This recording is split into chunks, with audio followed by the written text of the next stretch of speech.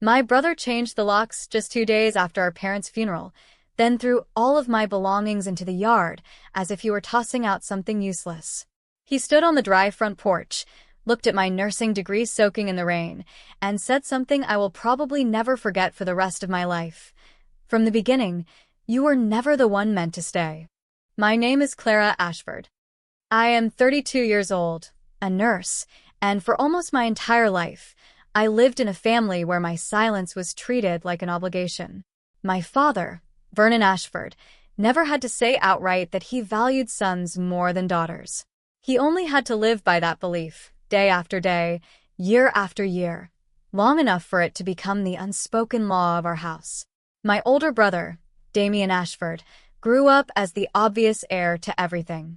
I grew up as the one who was expected to know my place. When I was little, I had a foolish habit. Every time my father took Damien somewhere, I would stand by the window and tell myself that maybe next time it would be my turn. Maybe it would be a dinner alone with him. Maybe a real conversation about my future. Maybe just one simple question like, "What do you want?" But next time never came. My father taught Damien how to read real estate maps, how to shake hands with adults, how to talk about money like it was a natural form of power. I was taught how to help my mother set the dinner table properly, how to greet guests with a small, polite smile, and how to step back whenever the men of the house were discussing something important. I did not hate Damien when we were children. That was what made it hurt even more. I truly loved my brother once. When I was 8 and he was 12, he carried me across a muddy stretch of road after the rain because I was scared of ruining my mother's new shoes. I thought he would always be the one who protected me. But maybe even then, we were already being raised in two different worlds. Damien was taught that one day, everything in that house would belong to him. I was taught that if I wanted to remain, I had to earn it through sacrifice. That truth followed me as I grew up, one piece at a time. When Damien wanted to study business, my father was thrilled, as if the family had finally produced someone worthy of continuing the legacy. He paid Damien's tuition, bought him a car, introduced him to former business contacts, and even put money into Damien's first venture before he was mature enough to manage it on his own. When I said I wanted to become a nurse, my father only glanced up from his newspaper and asked, "Are you sure? That kind of work is exhausting, doesn't pay much, and all you do is take care of other people."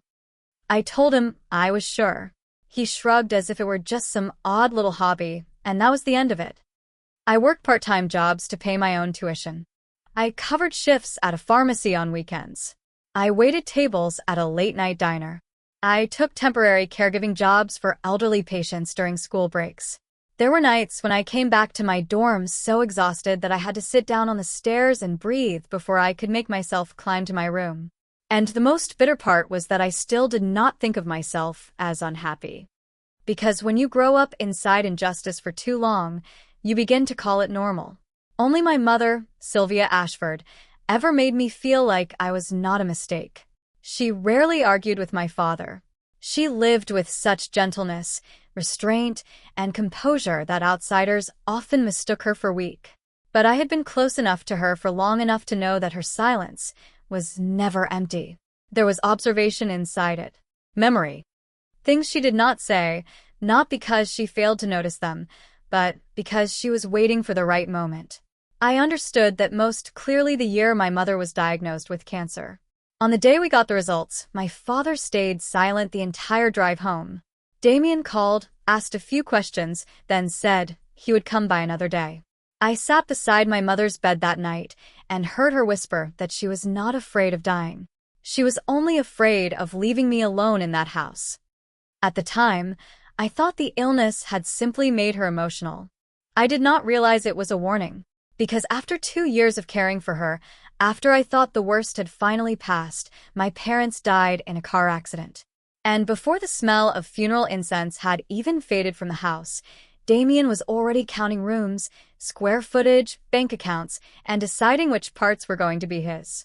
But what he did not know was that my mother had seen everything for a very long time. And she had never intended to leave me with nothing. From the outside, my family used to look like the kind of family people envied. A large house sitting on a hill, the front garden neatly trimmed, Sunday dinners always lit with warm yellow lights, clean tablecloths, and measured laughter. My father knew how to make other people think he was the kind of man who held a family together. He spoke with confidence, worked with discipline, and maintained a polished image. My mother always appeared at exactly the right moment, composed and appropriate. Damien was handsome, confident, and naturally charming. And I, if I appeared in those pictures at all, was usually the one carrying the tea tray or standing quietly beside my mother. There are many kinds of pain that leave no scars for other people to see. The first time I truly understood I was not treated the way Damien was happened on my 16th birthday. All I asked my father for was something small, a set of exam prep books I had been wanting for months. He nodded absently and said he would think about it. A week later, Damien passed his driving test. My father bought him a used car that had been restored beautifully, placed the keys on the dinner table, and smiled so widely that the lines at the corners of his eyes deepened. Damien grew up with a deep sense of entitlement. My father simply said, "Dear best." My diploma went into a cheap frame I bought with my own salary. Damien's degree hung in the center of my father's study for years. I used to wonder if maybe I really was too ordinary. Maybe I was not impressive enough. Maybe I did not have the kind of ambition that made people notice. Maybe I was simply too easy to overlook. But then I started working at the hospital, meeting all kinds of people and all kinds of families, and I realized the problem was not that I lacked value. The problem was that I had grown up in a place where my value had never been seen clearly. I still remember the smell of disinfectant in the exam room, the soft rustle of medical papers, and the way my mother's hands rested in her lap, quieter than usual. During the day, I cared for my mother. I drove her to chemotherapy.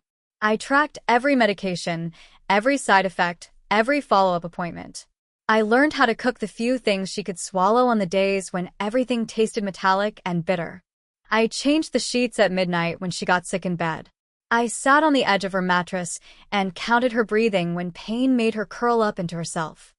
There were nights when I fell asleep in the chair by the window from sheer exhaustion, only to wake up and find my mother covering me with a blanket even though she was the one fighting to stay alive. Damien came to visit exactly 3 times during those 2 years. The first time, he brought flowers and an expensive fruit basket, stayed less than 40 minutes, then said he had a meeting. The second time, he came with his wife, Lydia Renashford, stood at the bedroom door, asked a few formal questions, and told my mother to stay positive. The third time, he came right after one of her hardest treatment rounds. She was pale, most of her hair was gone, and yet she still managed to smile for her son. When you are trying to keep someone you love alive, you do not have time to count injustice. My mother slowly got stronger. Her test results improved. Doctors started using the word remission. I still remember that morning, sunlight streaming through the hospital windows so brightly that the whole hallway looked almost white. My mother sat beside me in the waiting area, eyes red with relief, and squeezed my hand as she whispered, "My girl, thank you for not leaving me." I thought that was the end of the nightmare. I did not know it was only the stillness before everything collapsed faster than I could blink. 3 months after doctors said my mother had made it through the most dangerous stage, my parents went out to dinner with old friends. On the way home, a truck lost control on a curve and hit their car. The call came to me close to 1 in the morning. I was still at the hospital, my ID badge clipped to my chest. I do not remember how I drove or what roads I took.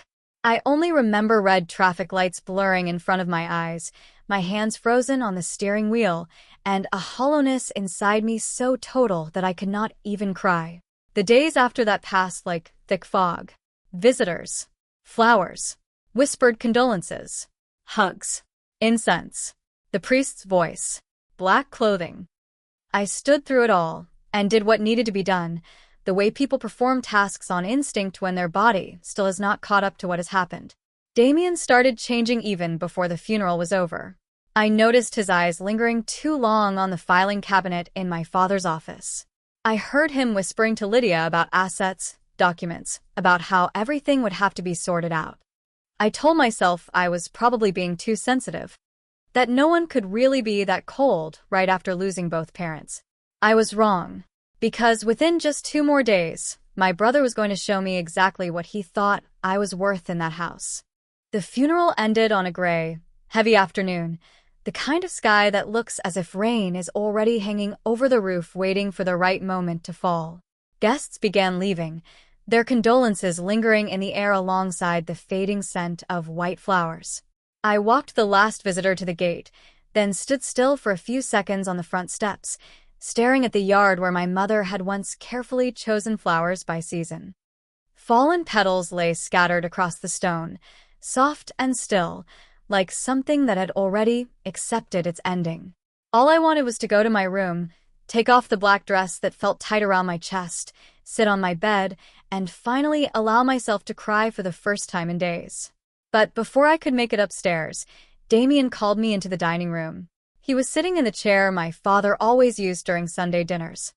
Lydia sat to his right, back straight, hands resting on her handbag as if this were a meeting that had been scheduled in advance. There were still a few half-empty glasses on the table, a crumpled napkin someone had left behind, and a trail of candle wax hardened near one of the holders. The room still carried the marks of mourning, but there was nothing grieving left in Damien's eyes. "I want to make things clear now," he said. I stayed standing. I had not even sat down yet. He said the house had always been meant for him, that our father had made that clear more than once, that in this family, sons inherited the main assets, that I was already an adult, had my own job, and was fully capable of renting someplace else. Every sentence was delivered in such an even, measured tone that it made me shiver. This was not sudden anger. It was a belief that had been sitting comfortably inside him for years. I asked if he could wait at least a few weeks.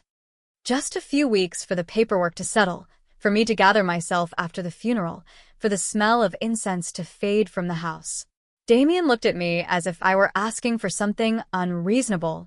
He said dragging things out would only make everything messier.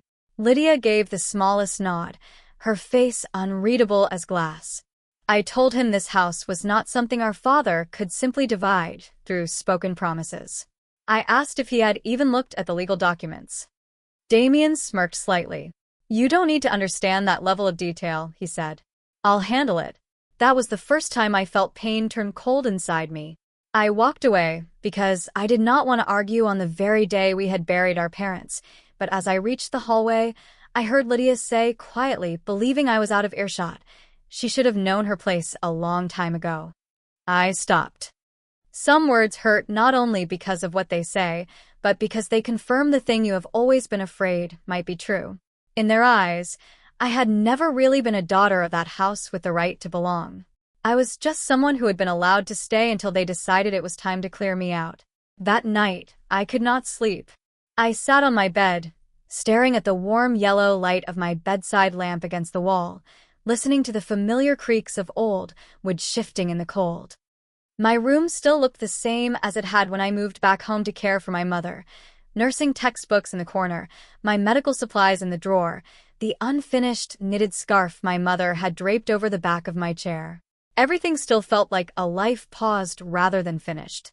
I could not believe that only a few hours earlier, inside that very house, my brother had spoken about throwing me out as if he were talking about moving a piece of furniture. I was about to change clothes and go downstairs for water when I noticed a cream-colored envelope resting on top of my vanity. My name was written on it in my mother's handwriting. I knew immediately it was hers. She had a particular way of writing my name. The C curved softly, and the final always stretched just a little longer, as if it were meant to hold the whole name gently in place. My hands trembled as I picked up the envelope. It had been hidden somewhere before, and now it had been left where I could not possibly miss it. I opened it. Inside was a short letter. My mother wrote that if one day she was no longer here, I had to remember 3 things.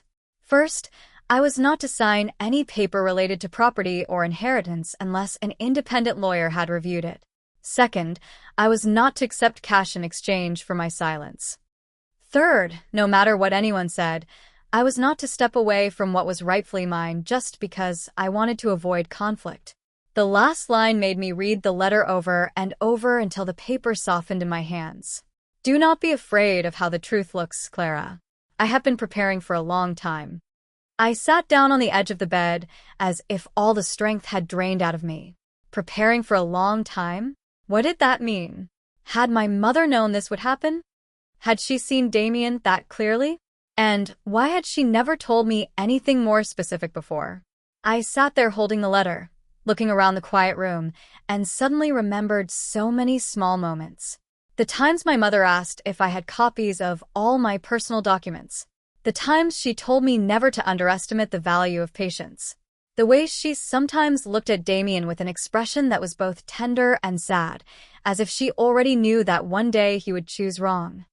Close to midnight, my phone buzzed. A text from Damien. Don't make this harder than it needs to be. I stared at the cold light of the screen in the darkness, and something inside me grew strangely calm. Not because the pain was gone, but because, in that moment, I understood that my mother had not written that letter to comfort me. She had written it to guide me. I still did not know where that path would lead, but I knew one thing for certain. I would not sign anything Damien put in front of me, and I would not leave quietly just because he wanted me to. 2 mornings later, it started raining early. It was the kind of thick, cold rain that darkened the whole front yard, pressed leaves flat against the path, and made the stone pavement look slick as oil. I had just gotten off a short hospital shift, still smelling faintly of antiseptic soap and bitter coffee, my head dull with exhaustion. All I wanted was to go home, change clothes, pick up some documents, and spend a few hours calling the law office mentioned at the bottom of my mother's letter. But the moment I turned through the gate, I slammed on the brakes so hard the car jolted. All of my belongings were piled outside. 2 suitcases of clothes, 3 boxes of books, the keepsake box my mother and I had shared, the blanket I always used after late shifts. A bag of personal records had split open, leaving papers inside stained and streaked with rainwater. And lying on the wet stone was the frame holding my nursing degree, the glass cracked in a jagged line, the paper inside already warping as it soaked up the rain. It felt as if someone had reached into my chest and squeezed my heart with a bare hand. I threw open the car door and ran into the rain without even grabbing an umbrella. Water hit my face like ice. I rushed to pick up the diploma, its edges already soft beneath my fingers. Just then, the front door opened a few inches. Damien stood in the doorway, dry beneath the porch roof, a dish towel still in his hand. He looked at me as though he were simply finishing an unpleasant but necessary task. "What the hell are you doing?" My voice came out broken. He answered flatly, "You've had enough time." Enough time for what? Our parents only died a few days ago. Clara, don't make a scene? That sentence sent something boiling straight through my blood. Don't make a scene? He had changed the locks, thrown my life into the rain, and was telling me not to make a scene. I lunged toward the door and grabbed the knob. It would not turn. Damien really had changed the locks. "You changed the locks?" I asked, even though my hand already knew the answer. He nodded, disturbingly calm. "I didn't want you coming back in, grabbing a few things and acting like you could stay." I stood there, rain running down my hair and down my neck, cold enough to sting, and all I could think was this had not been impulsive. He had planned it. He had waited until I was at work to do it. Lydia appeared behind him, arms folded, standing at a comfortable distance, like a spectator. She said nothing, but her silence was more humiliating than words. It said that in their eyes, pushing me out like this was perfectly justified.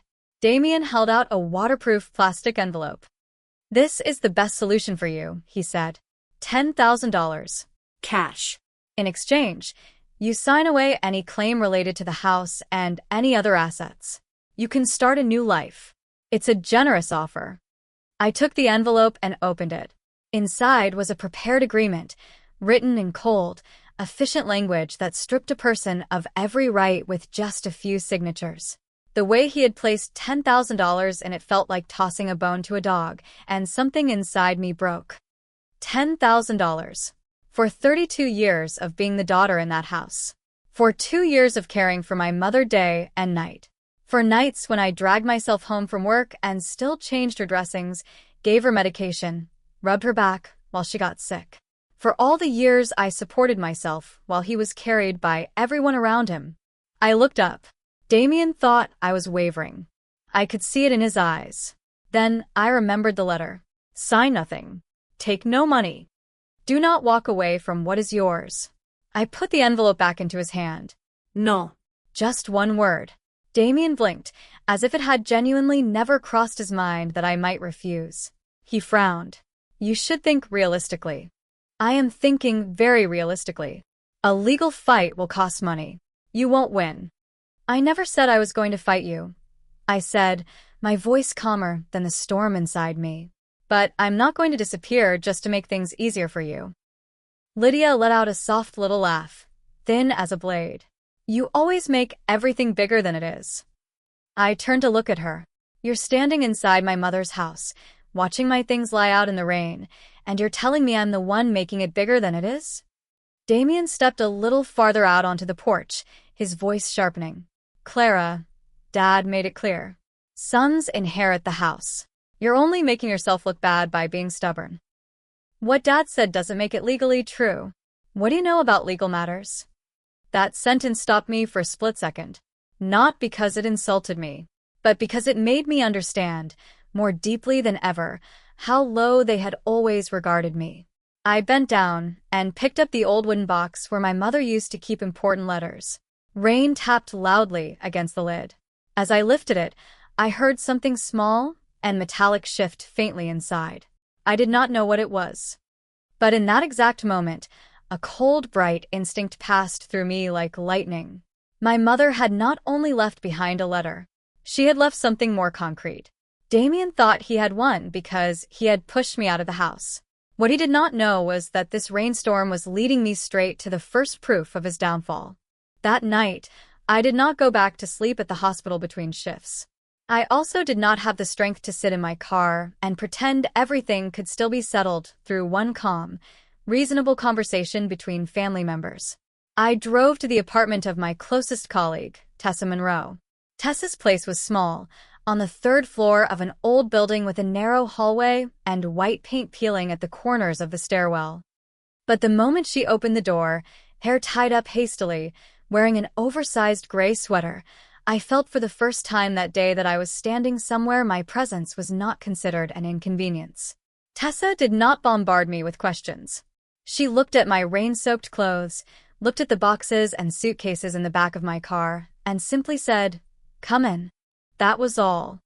The way someone can give you shelter without forcing you to explain your pain right away can save you more than any comforting speech. After I'd changed, I sat curled up on her sofa, holding a mug of hot ginger tea, staring at my mother's wooden box on the coffee table. The lid had absorbed some rain, but the lock was still intact. Tessa brought me a towel and left me in silence. Outside the window, the rain dragged itself into blurred gray lines under the streetlights.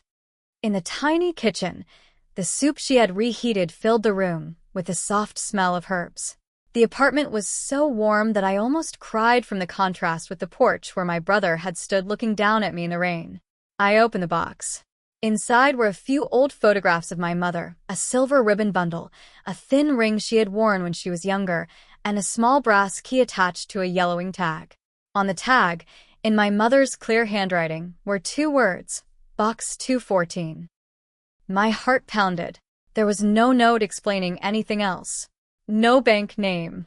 No address. Just the key and the number. I searched the box more carefully and found a smaller envelope tucked into the bottom. Inside it was a business card from an old private bank downtown. On the back, my mother had written just one line. Only open this if there is no other choice. I went completely still. She had known. Not in some vague, general way. She had known there would come a day when I would need this. Tessa sat down across from me, looking at the key in my hand. What do you think is in there? I don't know, I said honestly. But my mother was not the kind of person who did meaningless things. If she hid this, then she intended it for the worst-case scenario. So now. I nodded. The next morning I switched shifts, then went to that bank as soon as it opened. The building stood on a quiet street, its facade made of old stone, with a polished brass sign by the entrance. Inside, it smelled like wood, paper, and refrigerated air, the kind of cold atmosphere places have when they keep secrets for people with money. I handed over my ID, the key, and the business card to the woman at the desk. She examined them carefully, then looked up and asked if I was the authorized person named in the file. I froze. What file? She looked at her screen, then told me there was a standing instruction on record that in the event of Sylvia Ashford's death, access to Box 214 would transfer directly to me once my identity and the death certificate were verified. My knees nearly gave way. This was not accidental. Not some vague precaution. My mother had put my name there. An employee led me into a private room in the back. It was small, with a pale wood table, leather chairs, and a clock ticking softly on the wall. A small metal box was brought in and placed in front of me. My hands were shaking so badly that I had to take 2 deep breaths before I could slide the key into the lock. Inside was a stack of neatly organized documents in folders of different colors. The first folder held property records. The second contained documents establishing a trust. The third held correspondence between my mother and a law office run by Miriam Hale. The fourth contained insurance documents. On top of everything else was another letter addressed to me. I opened the letter first. My mother wrote that she no longer believed waiting for Vernon to change would bring any future for me. She wrote that loving a husband did not mean being blind to his unfairness. She wrote that she had watched Damien for too long to doubt that the day Vernon was gone, Damien would behave as if everything around him belonged to him by natural right. And then she wrote something that made me press my hand over my mouth to keep from sobbing out loud in that silent room. You have always been the child expected to be understanding. I do not want you to spend your entire life paying for that understanding. I pressed the letter against my chest, bowed my head, and let tears fall onto the edge of the paper. For years, I had comforted myself by believing my mother loved me the best way she knew how, even if she had not been strong enough to change anything. But sitting in that bank room, staring at folders she had prepared over the course of years, I realized something for the first time. She had never been powerless. She had simply acted quietly, in ways both my father and Damien never noticed. I read the property documents and felt a chill spread through me in disbelief. 5 years earlier, because of a legal risk tied to one of my father's investments, the house had been transferred fully into my mother's name in order to shield it from litigation. Every document was legitimate, properly notarized, properly filed, which meant that by the time my father died, the house had no longer been his. I opened the trust papers next. 8 years earlier, my mother had established an irrevocable trust using money she had inherited from her own mother, along with a portion of assets she had quietly preserved for herself. The sole beneficiary listed was Clara Ashford. I had to read the line 3 times before I believed my own eyes. The current estimated value of the trust had been updated regularly in correspondence with a financial advisor. The most recent number made me sit there in silence for a very long time. $1.2 million. I had barely absorbed that when my phone started vibrating over and over. Damien was calling. I let it vibrate until it stopped, then turned the screen off. A minute later, texts came through. I think you should reconsider. 10,000 was a polite offer. Don't let outsiders talk you into doing something stupid. You don't understand who you're going against. I looked at those 3 messages, then at the documents spread in front of me, and for the first time since my parents died, I felt something that was not grief and not fear. It was the weight of truth. And in that exact moment, I knew something with complete clarity. I would go to the reading of the will. I would sit up straight, and I would let Damien hear, from the lawyer's own mouth, what my mother had been preparing for me for 8 years.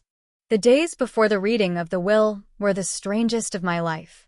On the outside, everything still looked like an ordinary week after a funeral.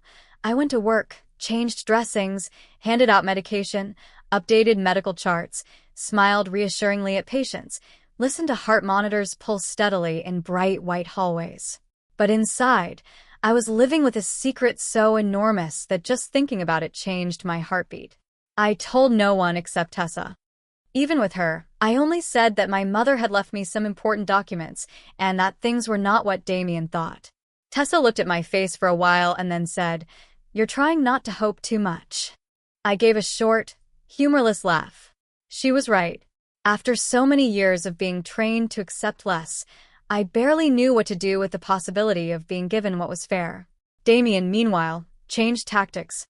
The first day after I stopped responding to his messages, he softened his tone. He called me little sister, asked where I was, said he only wanted things to stay peaceful, that our parents would not want the two of us fighting like this.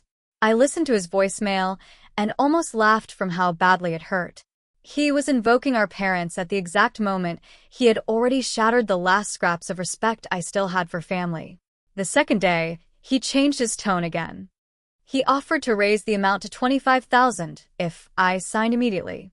He said I could use it as a down payment on a small apartment, that someone with a simple life like yours should find that more than enough. The way he wrapped humiliation in the paper-thin packaging of reason made my skin crawl. He did not just want to take everything.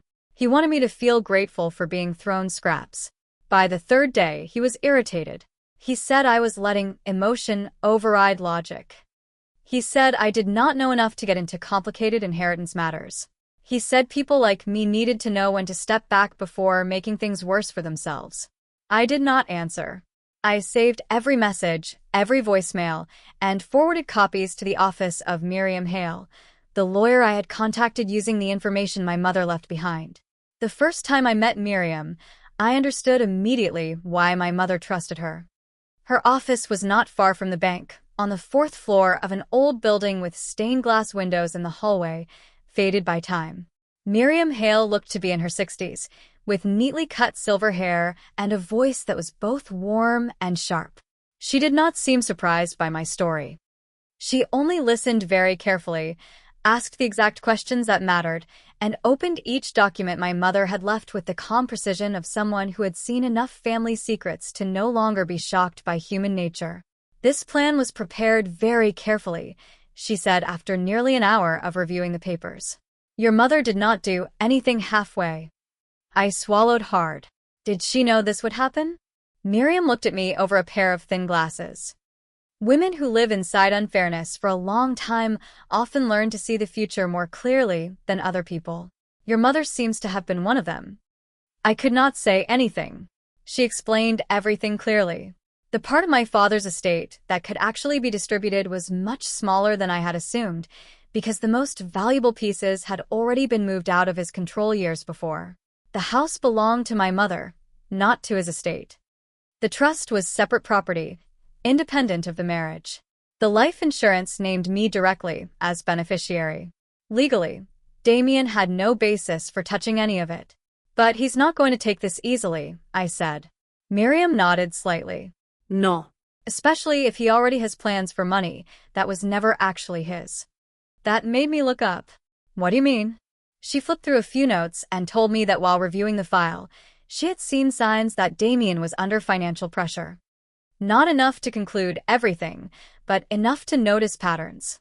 A few commercial debt notices had recently been sent to my parents' old address, likely because he had once used it as a secondary mailing address. One investment seemed to have failed. A mortgaged property appeared to be in trouble.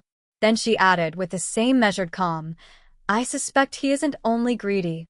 I think he needs money quickly." I sat very still. Everything suddenly fit together. The urgency. Changing the locks within days. The cash offer. The aggression dressed up as practicality. Damien was not simply grabbing for more. He was desperate. He needed the house, needed the assets, needed me removed from the equation as fast as possible. That did not make me feel sorry for him. It only made the whole performance even more disgusting. The night before the reading of the will, I could not sleep. I lay on the folding bed Tessa had set up for me, staring at the low cream-colored ceiling and listening to the occasional car passing outside. My mind kept circling the same images.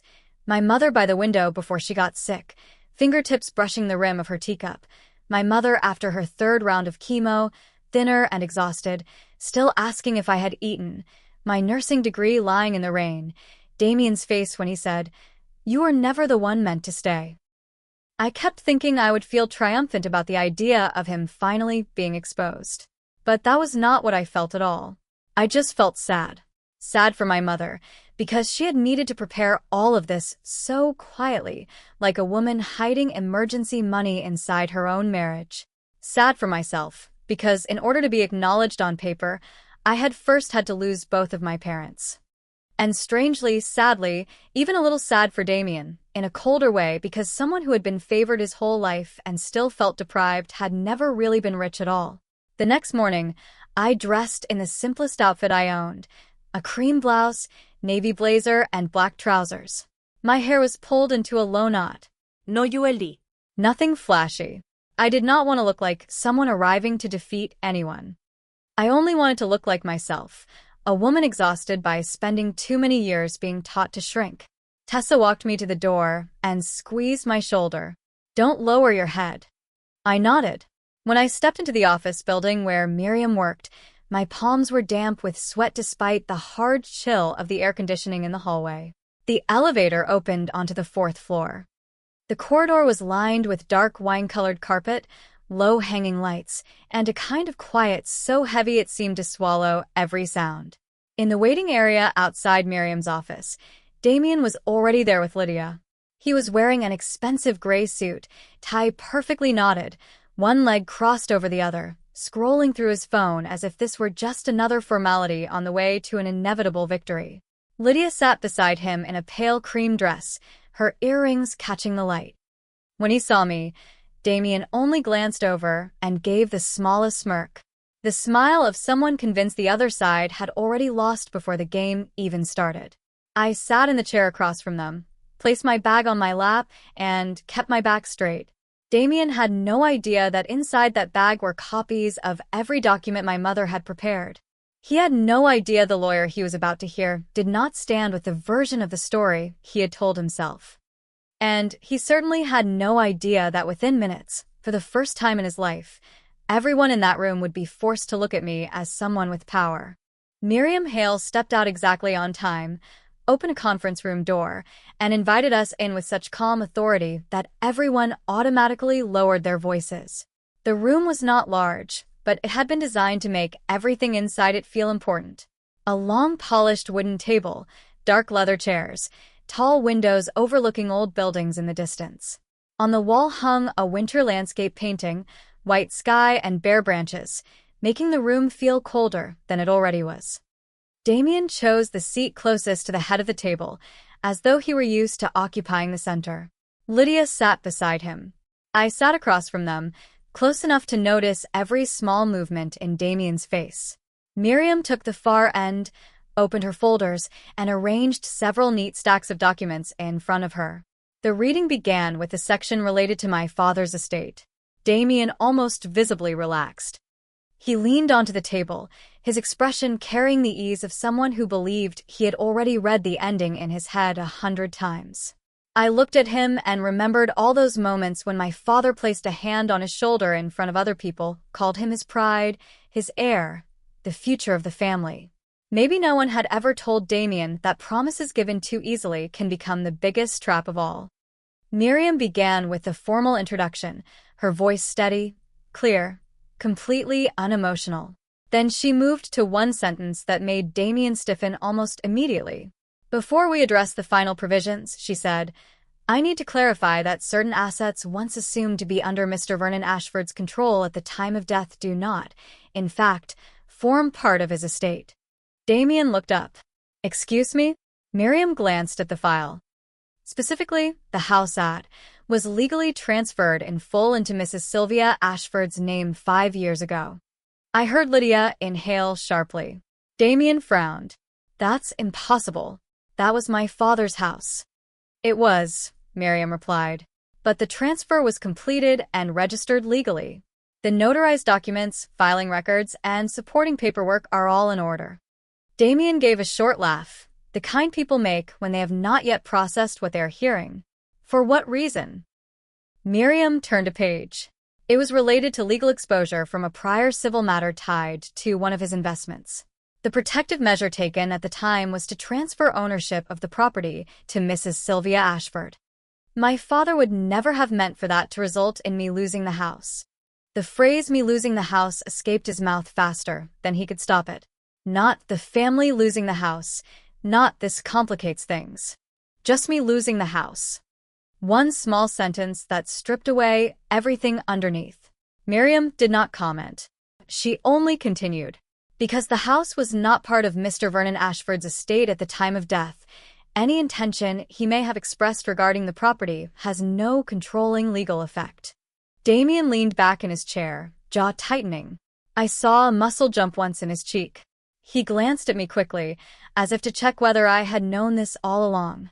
I stayed silent, not to be dramatic, but because I wanted the next words to come from the lawyer, not from me. I had been underestimated for too long.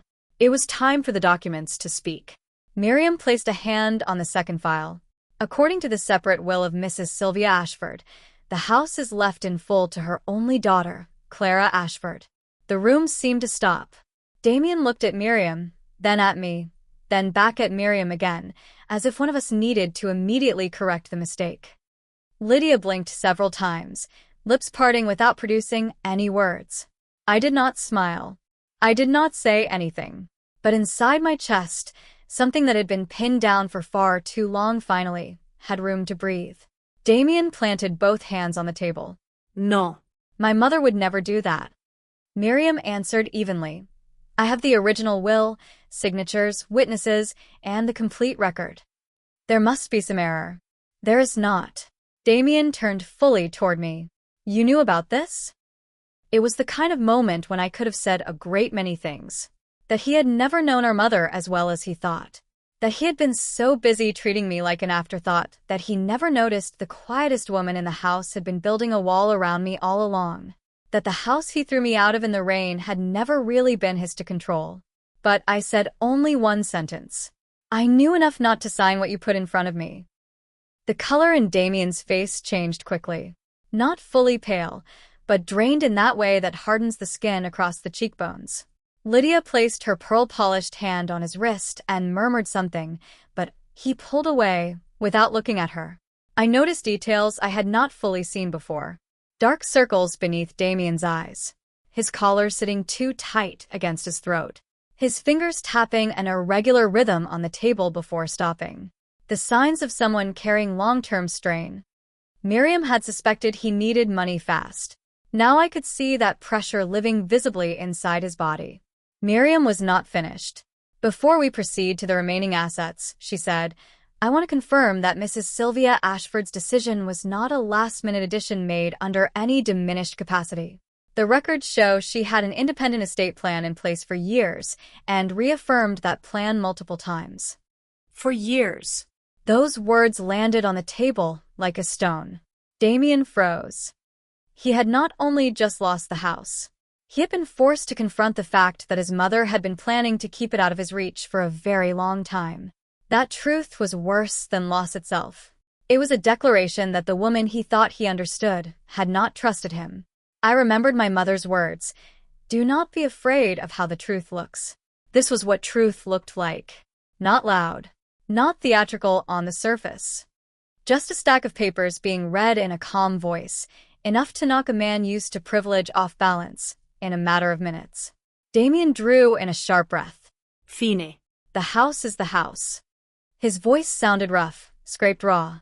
What about the other assets? I watched Miriam place her hand on a thicker folder. That was when I knew the house had only been the opening blow. And what my mother had left me next would not just make Damien angry. It would make him understand that while he spent 8 years assuming everything would naturally be his, my mother had been quietly moving the future into my hands. Miriam opened the second folder slowly, as if she understood the weight of every page she was about to read aloud. Damien was no longer leaning back. He had bent forward, fingers laced together so tightly his knuckles had gone white. Lydia had lost her polished composure too. She kept adjusting her bracelet even though it was not crooked. I sat still. But inside me it felt as though 100 wires had all been pulled tight at once. The next asset does not form part of Mr. Vernon Ashford's estate, Miriam said. This is an irrevocable trust established by Mrs. Sylvia Ashford 8 years ago. Damien blinked. A trust. An independent trust. The original funding came from Sylvia Ashford's separate inheritance from her mother, along with investments she had transferred out of the marital asset structure. Damien let out a laugh that held no amusement at all. My mother didn't have that kind of money. For the first time that morning, Miriam looked directly at him. She did. And she had every right to decide what happened to it. The air in the room changed again. The first shock, Damien might still have tried to call a misunderstanding, a procedure, some technicality. But this was different. A trust established 8 years ago was proof of long-term intention, of planning, of a very clear choice about whom my mother trusted. Miriam continued.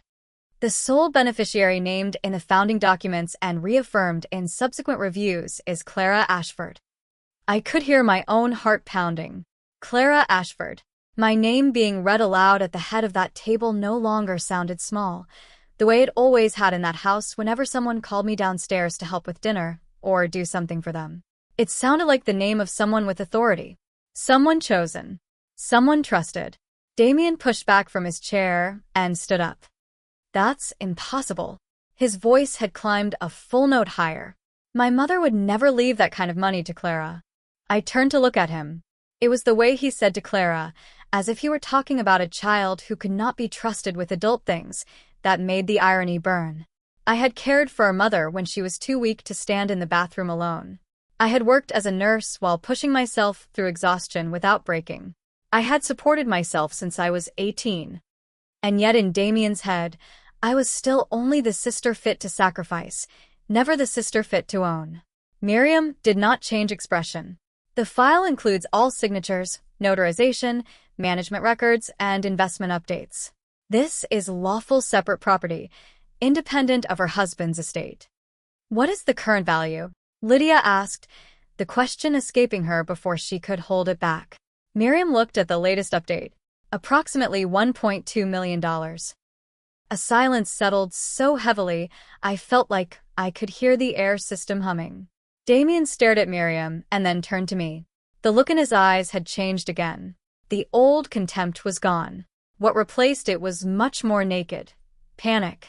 Not because I had money, but because for the first time in his life, the balance he had always assumed would tilt toward him had swung so hard that he had not even had time to brace himself. 1.2 million, he repeated, his voice roughening. For what? Miriam lowered her eyes to the file. Mrs. Sylvia Ashford left a note attached to the trust instructions. In it, she states that this money is for the person who stayed beside her through her illness, the person who never treated family like a transaction, and the person she believed would use freedom as a chance to live, rather than as a tool to control others. I had to grip my fingers together to keep from trembling. Some sentences cut through you not like knives, but like light hitting an old wound directly. My mother had seen me, seen all the things I had never dared ask anyone else to notice. The nights I came home from work with legs so tired they felt made of lead. The endurance no one praised. The dignity I somehow kept even while my own family treated me like a backup option. Damien began pacing behind his chair. This is some kind of manipulation. Someone got to my mother. Someone made her think I. He stopped because he did not know how to finish. Maybe for the first time in his life, he had run into a truth that could not be buried under a louder voice. What exactly are you implying? Miriam asked, still calm. Damien turned sharply toward me. What did you tell her? Did you make her think I abandoned her? I smiled for the first time during the meeting, but there was nothing joyful in it. You visited 3 times in 2 years. I didn't need to tell her anything. She had eyes. Lydia opened her mouth, then closed it again. Maybe she understood that any defense now would only make the ugliness more visible. Damien braced both hands against the table and leaned forward, voice tightening. I'm the eldest son. I was the one dad prepared to manage assets. Mom understood that. I listened to him and felt a kind of cold pity, not because he was about to lose what he wanted, but because deep down, Damien truly believed a person's value could be decided by gender and habit. Mom understood very well. I said. That's exactly why she did this. He looked at me as though he had never heard me speak like that before. Maybe he hadn't. My whole life, I had been the one who swallowed words first, the one who stepped back first, the one who tried to soften everything so other people would not feel uncomfortable. My mother had prepared money for me, but maybe she had also prepared this moment, the moment I stopped shrinking. Damien dropped back into his chair. His breathing had gone shorter. I noticed the slight tremor in his right hand. Not anger. His body was slipping into a real stress response. He was not just losing face. He was seeing his calculations collapse in front of him. If Miriam was right, the house and the trust were not symbolic victories. They were the exact things he had been counting on to fill some financial hole he could no longer manage. Miriam looked between all of us and opened the third folder. There is one more asset. Damien looked up very slowly. The arrogance was gone from his face now. All that remained was the fear of someone being stripped of one support after another. I looked at the file in Miriam's hands and knew this was the final cut. My mother had not only left me a house and a trust. She had also kept back one last move, enough to turn the man who had called me worthless into someone left with nothing in this room. Some shocks do not explode with sound. They arrive in the silence after one very short sentence. What Miriam Hale read next belonged to that kind. Mrs. Sylvia Ashford also held a private life insurance policy, she said, turning to the next set of documents. The sole designated beneficiary is Clara Ashford. Damien sat motionless. Lydia was the one who immediately asked, "How much?" Miriam answered without a pause. $500,000. I heard the number and felt my mind go almost blank. Not from greed, not from joy, but because all the final pieces had just locked into place. My mother had not prepared some temporary escape for me. She had prepared a life in which I would never have to bow to anyone over rent, bills, tuition, or the fear of scarcity. A life where I could choose to stay in the profession I loved without enduring humiliation just to survive. Altogether, nearly $2.4 million counting the house, the trust, and the insurance. The number was read in a lawyer's steady voice, but to Damien, it must have sounded like a sentence being handed down. He stared at the table. I watched the skin below his ears redden in patches. Sweat appeared at his temples, even though the room was cold. Lydia placed a hand on his shoulder again and said his name softly, but there was no polished superiority left in her voice now. Only worry. Damien swallowed. What do I get? It was the question of someone who had just realized he was no longer the center and was still trying to salvage whatever was left. Miriam answered with a clean, exact cruelty of numbers. What remained in my father's estate after debts, obligations, and adjustments was far less than Damien had assumed. Some assets that looked substantial on paper had little real value.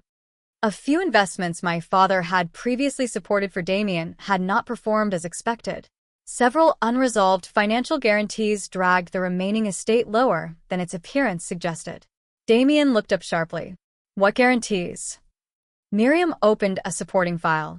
According to records obtained during our review, there are liabilities related to failed investments of yours totaling roughly $400,000, with prior support commitments connected to Mr. Vernon Ashford's name. Damien went completely still. I looked at him and saw what Miriam had suspected become undeniable. He was not only greedy. He was drowning. Miriam continued, without raising her voice. In addition, the estate records indicate that the residence you and your wife currently occupy is subject to foreclosure proceedings if outstanding payment obligations are not met. Lydia turned toward him as though she had been slapped with cold water. You told me everything was under control.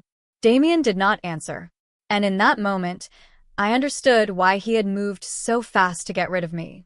He needed my parents' house as his last flotation device. He needed to sell it or leverage it financially before anyone had a chance to take a real look at the paperwork. I had not just been an emotional inconvenience to him. I had been a threat to the plan. That realization cooled my anger into something cleaner and harder. No longer the raw chaos of betrayal. Something sharper. The clarity of someone finally seeing the entire machine that had been crushing her for years. Damien stood, but not to argue this time. He placed a hand on the table as if he needed it to stay upright. No. No, wait. There has to be some way. He looked at Miriam, then back at me. Clara, you don't understand. You can't take everything like this. I barely recognized his voice. It no longer had the hard certainty I had grown up hearing. It sounded thin and tight, like paper being stretched. I'm taking, I repeated. You just threw my things into the rain. I was panicking. You changed the locks. I just thought. You offered me $10,000 to disappear. Damien opened his mouth, then closed it again, because there was nothing he could say that would make those details less true. Lydia stood up, stripped for the first time of her polished social mask. Damien, say something. But Damien did not get the chance. I saw it happen almost before anyone else did. The color drained from his face, his pupil shifted, and the hand gripping the table slipped. I had been a nurse long enough to recognize when a body is signaling overload. I was halfway out of my chair when he stumbled, hit the side of the table, and went down. Lydia screamed. Miriam immediately called for assistance. And I was on my knees beside him before I had even consciously decided to move. It was professional instinct. Not forgiveness. Not sympathy. Just the reflex of someone who has spent too many years watching people collapse and still doing what needs to be done. His pulse was fast and shallow. His breathing rapid. A stress-induced collapse, likely with panic layered into it. I loosened his collar, shifted his head for easier breathing, and gave Miriam quick instructions to call emergency services. For a few seconds, the world narrowed to Lydia's broken crying, footsteps in the hall, the hum of the air conditioner, and Damien's face going white under the overhead lights. When he opened his eyes, the first person he saw was me. Not our father. Not a financial advisor. Not anyone who had ever praised him. Me. The sister he had just tried to erase from the family. The look in his eyes was strange. Blank, disoriented, with something that looked almost like a child's fear. Only for a moment, but long enough for me to understand something he had probably never touched before in his life. What it feels like when there is no one left to shield you from the consequences of your own choices. I stepped back when the emergency team came in. Miriam suggested we pause the reading, but I knew there was really nothing left to pause. Everything that mattered had already been spoken. The house was mine. The trust was mine. The insurance was mine. My mother's secret plan had fulfilled exactly what it had been designed to do: protect me from the hands of a son she no longer trusted. Damien was helped back into a chair, then taken out for further assessment. Before he left the room, he turned and looked at me one more time. The arrogance was gone. The borrowed authority from my father was gone. The confidence of someone who thought his inheritance was a birthright was gone. What remained was just a man who had watched his biggest illusions shatter in under an hour. I stayed seated in the conference room, both hands resting on my lap, so I could keep them from shaking. Miriam placed the final copies of the documents in front of me for acknowledgement and transfer. I picked up the pen, looked at my own name on each line, and felt something sharp and painful at the same time. It was not that I had defeated someone. It was that after 32 years, I had finally been returned to myself. If the story had ended at the reading of the will, outsiders might have called it a dramatic reversal. But the truth is that after a shock like that, life does not suddenly become easy. Justice, when it arrives late, does not erase the old pain overnight. It only gives you firmer ground to stand on. The next day, I returned to my parents' house with Miriam and a legal assistant. It was no longer raining. The sky was pale and high, and the early season wind pushed dry leaves across the walkway with a soft scraping sound. It felt strange to hear the lock turn for me inside a house where I had so often felt like a tolerated guest. I stood in the doorway for a few seconds. The familiar smell came rushing out. Old wood, the lavender scent my mother used, the faint dampness that clings to large homes with too much quiet inside them. Everything looked almost exactly the same, but I was different. Or maybe I was still myself, just for the first time not entering as if I needed permission to exist. I went straight to my room. The signs of Damien's clean-out were still there. Drawers left open, dustless outlines where things had been removed, my desk pushed crookedly. The sense of violation tightened something in my stomach. But it no longer made me collapse. It made me focus. We documented everything. Took photographs. Logged each detail. My water-damaged nursing diploma I placed into a protective sleeve so I could have it professionally restored. The broken family picture frame was wrapped carefully. My mother's letterbox, her medication notebooks, the scarf she used during chemotherapy, everything was sorted and set aside. I would not allow a single thing to be treated as disposable again. Miriam also advised me to send written notice that all future communication regarding assets must go through her office, while restricting Damien's access to the house and all related files entirely. I agreed. No hesitation. No guilt. By that same afternoon, my phone started exploding. Damien called 6 times. Lydia called 3. A relative from my father's side texted to say I should think about family. An old family friend sent a message hinting that large inheritances can change a person. I read every one of them and left them unanswered. It was absurd. During all the years I worked, supported myself, and cared for my mother, no one asked whether I was tired. Now, the moment I simply held onto what was legally mine, everyone suddenly remembered words like family, loyalty, and doing the right thing. That evening, Damien left a voicemail nearly 4 minutes long. At first, he apologized. His voice sounded rough, exhausted, stripped of the arrogance it usually carried.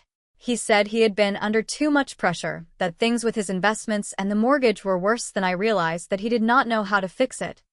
He said our father had made him believe for years that the house would eventually be his, so he had only acted according to what had been planted in him. He said he knew he had gone too far. Then, halfway through, his tone shifted. He started talking about the fact that we were brother and sister. He brought up our childhood. He said our parents would never have wanted me to drive him to ruin. He claimed that I already had too much, and that he only needed a portion to keep everything from collapsing. And finally, almost without disguise, he asked whether I would let him borrow against the house for a short period of time. I listened to the message, put my phone down on the table, and sat still for a long time. So that was the real core of every apology. Not remorse. Just the search for another life raft. Tessa was sitting across from me in the kitchen, sleeves rolled up, eating yogurt as if this were the most ordinary evening in the world. She looked at me and asked, "Are you going to see him?" I stared at my own reflection in the dark window. "Yes," I said, "but not to save him." We met 3 days later at the house. Damien came alone. No Lydia. No lawyer. No polished version of himself. His shirt sleeves were wrinkled, his hair not fully combed, the skin beneath his eyes dark like someone who had not slept in days. When I opened the door, he was standing on the same front step where he had once watched me in the rain. The yard between us was the same yard. The positions had changed. He stepped into the living room and looked around for a long time. His eyes moved across the old clock my mother loved, the armchair by the window, the empty vase in the corner. I did not offer tea. I did not ask if he was all right. I simply sat down across from him and waited for him to speak. He began with an apology. Not polished. Not complete. Not enough. But at least this time, he did not wrap it in self-righteousness. He told me he had thought he could control everything. One bad investment had led to another. He poured money into the second trying to rescue the first and sank deeper. The house he lived in had been refinanced. The bank had tightened the deadline. A business partner had backed out. Then our father died, and Damien saw our parents' house as the only remaining way to pull himself back up. He said he had not planned to throw my things into the rain, but once he started, he had not wanted to stop. I panicked, he said, hands clenched together. I just thought if you stayed there any longer, everything would get more complicated. I looked at him for a very long time. Then I asked, "Do you remember how many times you visited Mom in those 2 years she was sick?" Damien said nothing. 3, I answered for him. "I remember, because I was there for all the days you weren't." He lowered his head. Then I asked, Do you remember the day you changed the locks? It was raining hard. My diploma was ruined. Mom's memory box fell into the yard. You stood right there. I pointed toward the door. You looked at me like I was a stranger. Damien closed his eyes. I know. No, I said, so quietly it surprised even me. You only know it now because you need something from me. That made him look up. I was not shouting. I was not shaking. I did not need to raise my voice anymore. After hearing the truth read out in the lawyer's office, I no longer felt any need to prove how large my pain was. The truth had already done that. Damien exhaled heavily. I need time. If you help me keep the house I'm living in, I'll... I laughed, not because it was funny, but because finally he had said the one thing he had truly come there to say. You still don't understand, I told him. This isn't about money. At least not for me.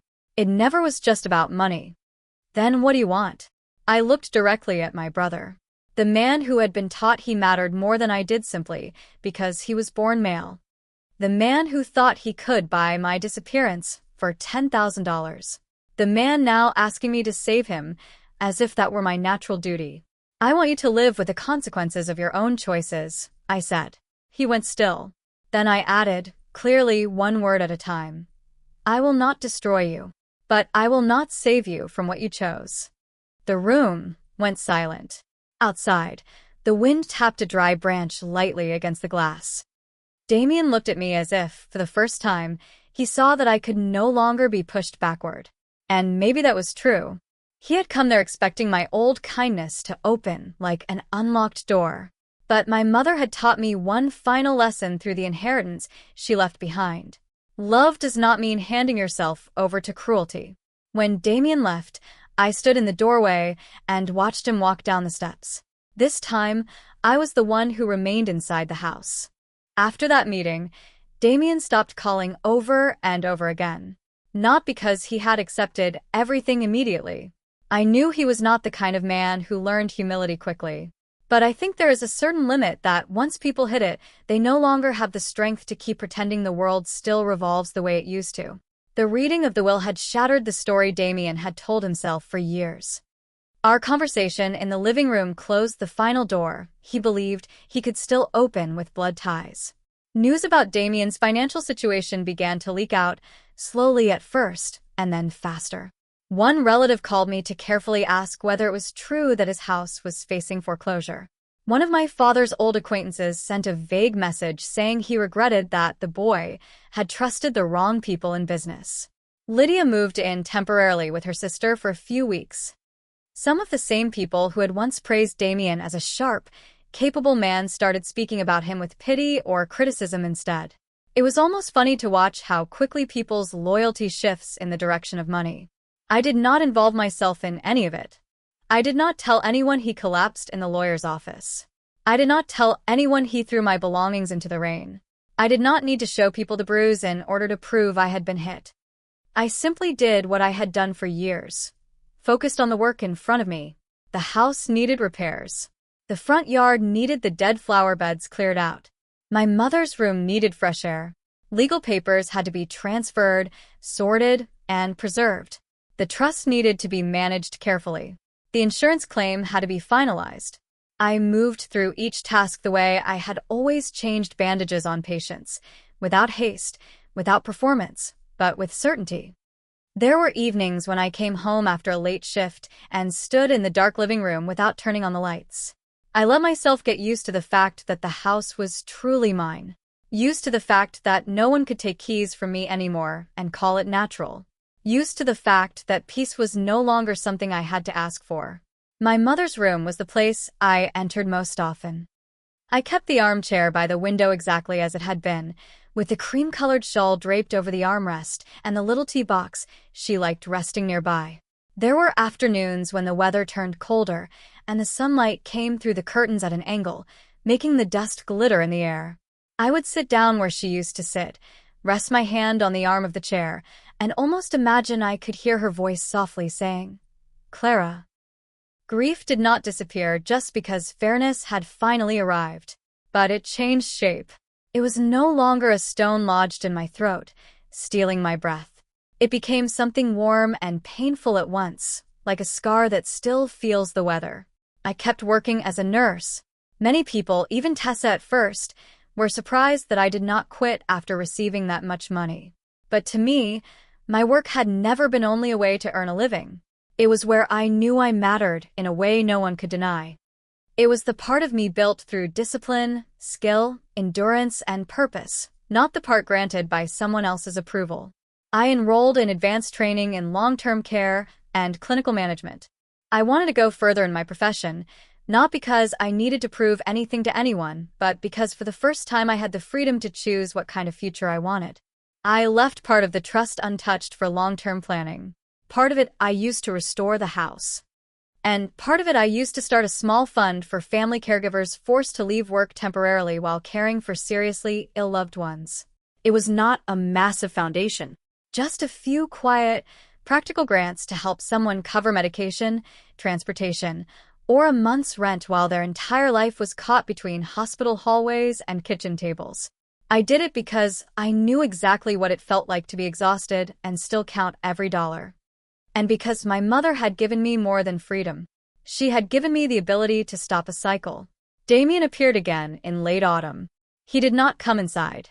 He only stood at the gate, hands in his coat pockets, shoulders narrower than I remembered. I stepped out onto the porch. Between us lay the same yard where the plants I had recently replanted were beginning to turn green again.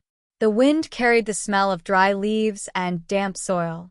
The scene was so ordinary it almost hurt. He said he only wanted to ask one thing. Do you hate me? I had always thought that if I ever heard that question from him, I would answer with something sharp and cruel. But I didn't. What came out was the simplest truth. Yes. He nodded slowly, as if that answer was more deserved than any polite lie could ever be. I looked at my brother, no longer the giant in the shadow of my father. Just a man who had ruined enough things to find himself standing outside the gate of his childhood home, asking whether he was hated. And suddenly I understood something strange. My greatest anger had already passed. It had done its work. It had helped me stand up, say no, and hold my boundaries. After that, it made room for something deeper. But hating you isn't something I have to live with every day anymore, I said. Living well is what I have to live with now. Damien looked at me for a long time. Maybe he did not fully understand. Maybe he did, and it was just too late to build anything back. Either way, I no longer needed his understanding in order to feel lighter. When he turned and walked away, I stayed on the porch for a while longer. Some victories are not about watching another person fall. They are about finally stopping your life from revolving around them. Now, if someone asked me what moment truly changed my life, I would not say it was the moment the number nearly $2.4 million was read aloud in the lawyer's office. I would not say it was the moment Damien collapsed, or the moment I used my key to open the house again. The real turning point came later, quieter, and much more privately. It happened one late evening several months after everything.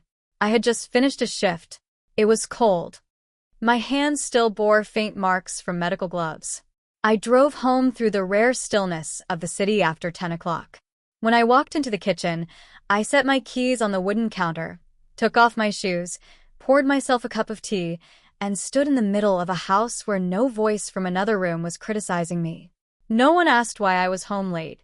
No one made me feel as though I were taking up space. No one looked at me like someone who had to behave properly in order to be allowed to remain. There was only the warmth of yellow light, the soft smell of tea rising, the low hum of the refrigerator, and a peace so unfamiliar that I had to rest a hand on the counter just to steady myself. That was when I understood what my mother had truly left me. Not just a house, not just money, not just a trust or insurance, but the space to exist without having to shrink. I painted the living room a lighter color, replaced the curtains, repaired the porch roof, planted new lavender outside my mother's window. But I kept the stone step in front exactly as it was, the one where I had once stood in the rain gathering my belongings off the ground. Not to keep feeding the pain, but to remember that there are days when it looks as though someone else is ending you, when in fact all that is ending is their last illusion of power. My nursing diploma was restored and placed in a new frame. I hung it in the small study beside the library, not large, not flashy, but where I could see it every morning. No longer hidden away so no one would compare it unfavorably to Damien's degree. I was no longer living by the scale of people who had never understood the worth of quiet labor. I also began letting myself dream beyond survival. I enrolled in advanced training. I planned trips to places my mother had once wanted to visit, but never had the chance to. I reopened books I had abandoned during those years of studying while working. I bought new bed linens based on my own taste, not what fit the household. It sounds small, but after years of living as a guest in your own life, small choices are how you reclaim territory. As for Damien, I heard he had sold off most of the expensive things he once used to impress other people.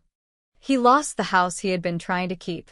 Lydia eventually returned, but things between them were never the same. He found steadier work, less glamorous, in a much smaller office than the kind he used to boast about. I did not feel happy about that. I did not feel sad either. The truest word for it was probably indifferent. Some people only learn their limits once there is no one left to clear the road ahead of them. I did not save him, and that was the right choice. Some people said that made me cruel. I think they were confusing two very different things. Cruelty is throwing your sister's belongings into the rain right after your parents die. Cruelty is using family as leverage to force someone into signing away their rights. Cruelty is treating another person's sacrifice like an obligation. Holding a boundary is not cruelty. It is self-respect. If my mother were still here, I believe she would not want me to spend the rest of my life staring at pain and calling it identity. She would want me to move forward lighter, straighter, and without apologizing for existing. That is why I do not tell this story as a revenge fantasy. I tell it as a reminder that some women are dismissed as too gentle, too quiet, too patient right up until the day everyone realizes they were observing, remembering, and preparing far more than anyone imagined. My mother did exactly that. She did not scream. She did not threaten. She did not argue in public. She simply spent 8 years quietly putting everything in its proper place, so that when the time came, the truth could stand up on its own without needing decoration. And I, the daughter once told she was not worth keeping, finally understood the most important thing of all. My value was never dependent on whether my father saw it. It never depended on whether my brother acknowledged it. It never depended on some twisted tradition that says sons are born to inherit while daughters are born to step aside. My value existed before all of that. The day Damien threw me out of the house under the cold rain, he thought he was ending my story. He thought he was the one who got to decide who stayed and who disappeared. He thought his cruelty was proof of power. But the truth is, that day was only the closing of one old door so another one could open. The door that led me out of years of living small inside my own home. The door that led me to my mother's final promise. The door that led me to a life where peace no longer had to be purchased with silence. And if there is one thing I want to keep after all of this, it is this. Real love does not ask you to make yourself smaller so someone else can feel bigger. And another person's cruelty, no matter how many years it lasts, has no right to define your worth. I used to think I survived by enduring. Now I know I truly began living by letting go of what was never mine to carry in the first place, the need to be validated by people who treated me badly. The rest of my life began there.